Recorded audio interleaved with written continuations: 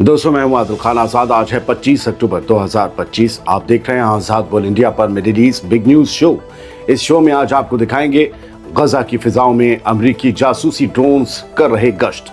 America ने Israel को Hamas पर पाबंदी लगाने से रोका। कट्टर यहूदी सेटलर्स ने गजा जाने वाले राहत के ट्रक रोके। इसराइल के नफरती मिनिस्टर बेन-गुविर ने गजा के बच्चों को गोली मारने का किया मुतालबा। आसिम मुनीर की मौजूदगी में पाकिस्तान और मिस्र के बीच फौजी रिश्ते हुए मजबूत। और ईरान, रूस, चीन का ऐलान, यूएन रेजोल्यूशन 2231 हुआ अब खत्म, अब अपने उसूलों पर होगा खेल। चले करते हैं शुरुआत इस शो की, लेकिन सबसे पहले जो आपके सवाल होंगे कि भाई बहुत देर में आए, तो बता दें 3 महीने पहले जब हम पहाड़ों में गए थे तो एक छुट्टी ली थी पूरे दिन की। कभी भी हम छुट्टी नहीं लेते। 16 घंटे बैठकर इंसानी जिस्म हमारा भी जवाब देने लगता है और मौसमी करवटें जो हैं वो भी हमें पकड़ लेती हैं। तो बुखार खांसी जब संभल जाती है तो आपके सामने आ जाते हैं।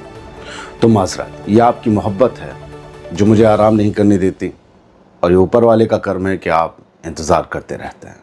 वरना किसे अच्छा लगता है कि अपनी वीडियोस कम कर दें, अपने व्यूज़ गिरवा दें।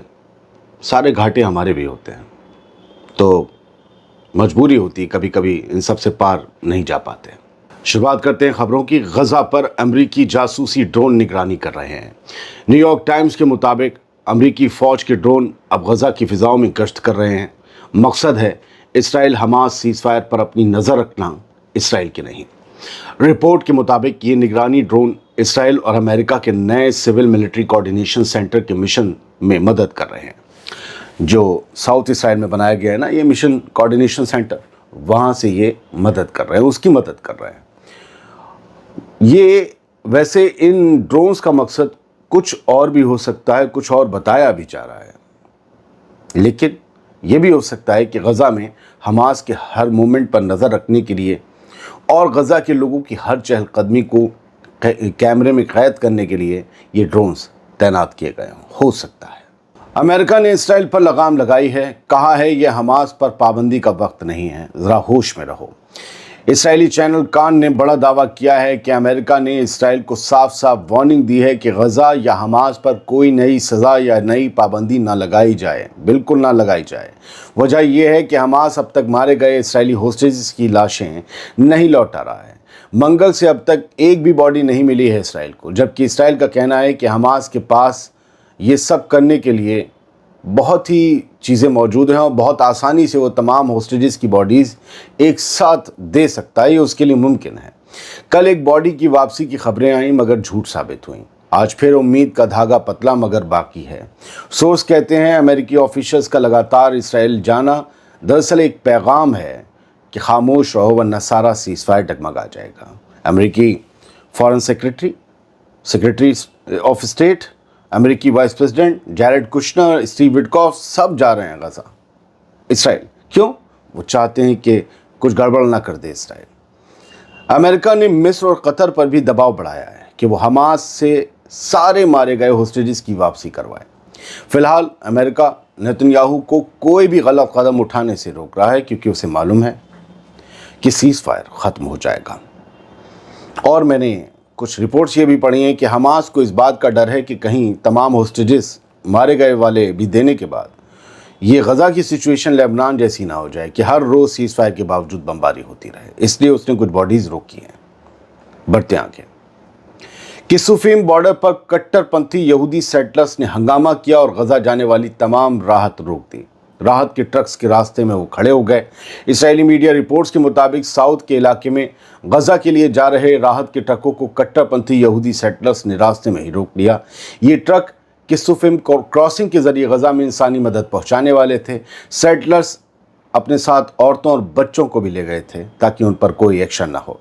रिपोर्ट्स में कहा गया कि हार्ड राइट बस्तियों के ग्रुप्स ने सड़कें जाम कर दी ताकि गजा में फंसे लोगों तक खाना और मेडिकल सप्लाई ना पहुंच सके। ये वही इलाके हैं जहां पहले भी इसराइली कट्टरपंथी या इंतहा पसंद सेटलर्स राहत के काफिलों को निशाना बना चुके हैं। फ्रांस के सदर एमनुअल मैक्रों ने कहा है कि गजा पट्टी में सबसे अहम बात है फायर बंदी यानी जंग बंदी का पूरा एहतराम और इंसानी मदद की सप्लाई का तेजी से फिर से शुरू होना। ब्रसल्स में यूरोपीय यूनियन की समिट के बाद प्रेस कॉन्फ्रेंस में एमनुअल मैक्रों ने कहा कि फ्रांस ट्रंप के गजा सीज़फायर प्लान को लागू कराने के लिए मजबूती से लगा हुआ है। उन्होंने कहा कि हर रोज़ लगभग राहत के सामानों के 300 ट्रक गजा पहुंच रहे हैं, लेकिन वहां परमानेंट इंतजाम की ज़रूरत है।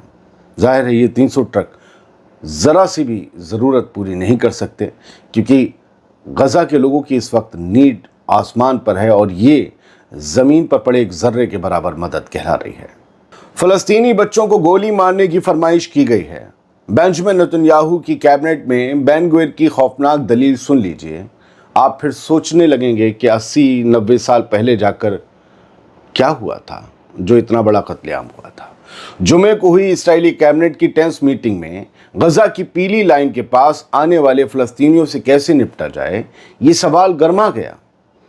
मिलिट्री कहती है बड़ी उम्र के लोगों पर गोलीबारी होती है, बच्चों और जानवरों को रोका जाता है और हिरासत में लिया जाता है। मगर नफरती मिनिस्टर इतमार बेन गुवेर ने मांग की कि बच्चों और गधे पर भी गोली चलाओ। उसने पूछा, हम रहम किस लिए दिखाएं? कुछ न्यूज़ नेटवर्क की रिपोर्ट के मुताबिक बेन गुवेर ने पूछा, एक बच्चे को गधे पर सवार आते देख गोली क्यों ना मारी जाए? दोस्तों, कानून और इंसानियत की मिसालें अब टकरा रही हैं। ये बयान न सिर्फ बेइंतहा नफरत से भरा है, बल्कि इंटरनेशनल स्टैंडर्ड्स पर भी सवाल उठाता है। ये बताता है कि इसराइल में या इसराइल की हुकूमत में लोगों की जहनीत कैसी है। ये सवाल उठाता है कि आखिर हिटलर और बेन गुवेर जैसे लोगों में फ़र्क कैसे किया जाए जब दोनों की सोच एक जैसी हो।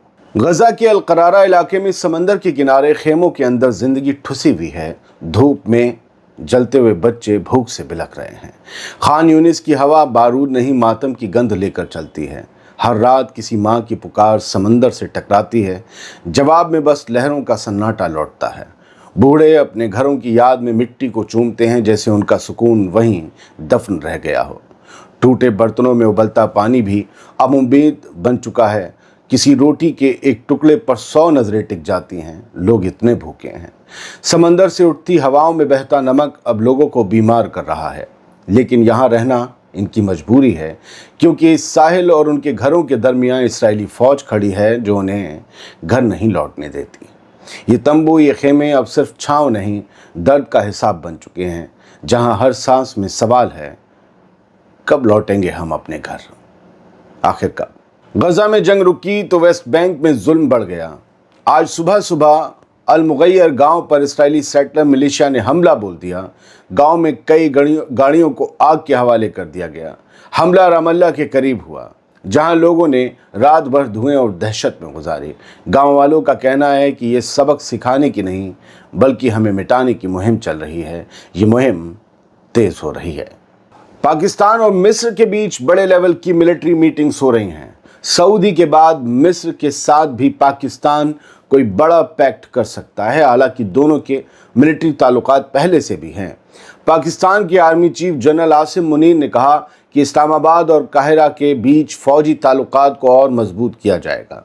इजिप्ट की फ़ौज के सरबराह जनरल अब्दुल मजीद सक्कर और चीफ ऑफ स्टाफ अहमद खलीफा से काहिरा में मुलाकात के बाद आसिम मुनीर ने कहा कि दोनों मुल्क मिलिट्री कॉपरेशन बढ़ाने और तजुर्बे साझा करने पर मुत्तफिक हैं।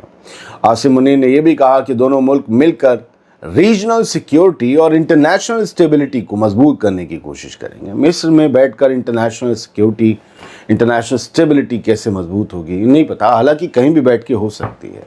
खैर, इजिप्ट के डिफेंस मिनिस्टर सकर ने दोनों फ़ौजों के लंबे और भरोसेमंद रिश्ते पर फ़ख्र जाहिर किया और कहा कि हालात जिस रफ्तार से बदल रहे हैं, ऐसे में पाकिस्तान इजिप्ट को मिलकर आगे बढ़ना ज़रूरी है। ईरान ने JCPOA के बाद भी दबाव से निपटने का दावा किया है।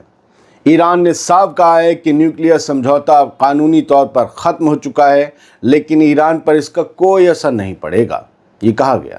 سیاسی ماہر میر قاسم مومنی نے مہر نیوز ایجنسی سے 25 اکتوبر کو کہا UN کے ریزولوشن 2231 کی 10 سال کی میعاد پوری ہو چکی ہے، یعنی JCPOA اب قانونی طور پر ختم ہو گیا ہے۔ انہوں نے کہا کہ ہتھیاروں کی تجارت، شپنگ اور کاروباری پابندیاں اب اپنے آپ ختم ہو گئی ہیں، یعنی ایران یہ کہہ رہا ہے کہ ہم جسے چاہیں ہتھیار بیچیں، ہم جس سے چاہیں کاروبار کریں، جسے چاہیں تیل بیچیں، اب ہم پر کوئی پابندی نہیں ہے، کیونکہ وہ سمجھوتا جو ہم نے کیا تھا وہ رینیو نہیں کیا گیا تو وہ ختم ہو گیا، اس کی شرطیں ختم۔ مومنی نے کہا کہ ایران کے نظریے سے یہ مکمل خاتمہ ہے، بہت سے ملکوں نے بھی اس بات کو مان لیا ہے، بس امریکہ اب بھی پریشر ڈالنے کی کوشش میں ہے تاکہ اپنے مقصد پورے کر سکے۔ ایران کا دعویٰ ہے کہ وہ پابندیوں کے باوجود خود کو مضبوطی سے سنبھال چکا ہے اور پوسٹ JCPOA دور میں بھی راستہ نکال ہی لے گا۔ ایران، روس، چین ایک ساتھ آئے اور کہا کہ 2231 کا کھیل اب ختم ہوتا ہے۔ ایران، رشیا اور چائنا نے مل کر IAEA کے چیف رافیل گروسی کو ایک چٹھی بھیجی 24 اکتوبر کو۔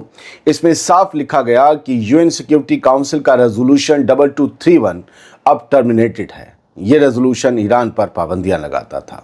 ایران کے ڈپٹی وزیر خارجہ قاسم غریب آبادی نے ایکس پر لکھا کہ تینوں ملکوں کے پرماننٹ UN نمائندوں نے یہ خط IAEA کو بھیجا ہے۔ اس سے پہلے یہی خط UN سیکریٹری جنرل اور سیکیورٹی کونسل پریزیڈنٹ کو بھی بھیجا گیا تھا۔ یہ وہی ریزولوشن تھا جس کے ذریعے ایران پر ایٹمی پروگرام پر نگرانی تھوپی گئی تھی۔ اب ایران نے سیدھی لائن کھینچتے ہوئے کہہ دیا ہے کہ پرانے قاعدے اب ہم نہیں نبھائیں گے۔ تہران کا اشارہ صاف ہے، واشنگٹن چاہے جو کرے، اب کھیل اپنے اصولوں پر ہوگا۔ اب ایران کے اوپر کوئی نکیل نہیں ہے، اس کا نیوکلیئر پروگرام بھی اس کی طرح آزاد ہے، تو ایران کیا کرنے والا ہے جو دنیا کو یاد دلا رہا ہے کہ لگام کھل چکی ہے، اب ہم کسی کے پابند نہیں۔ بہت بہت شکریہ، سلامت رہیے، خوش رہیے۔